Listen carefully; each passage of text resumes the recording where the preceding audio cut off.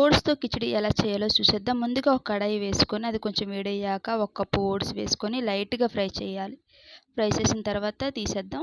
Same అదే కడాయిలో 2 స్పూన్లు ఆయిల్ వేసుకొని, హాఫ్ స్పూన్ జీలకర్ర and onion, chillies, beans, capsicum, tomato, బఠానీ, కరివేపాకు వేసుకొని లైట్‌గా ఫ్రై చేద్దాం. మీ దగ్గర ఏమైనా వెజిటేబుల్స్ ఉంటే అవి కూడా యాడ్ చేసుకోండి.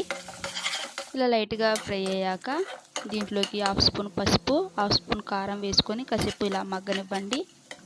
మగ్గిన తర్వాత ఏ కప్పు అయితే ఓట్స్ తీసుకున్నామో సేమ్ అదే కప్పులు 4.5 కప్పులు వాటర్ యాడ్ చేసుకోవాలి.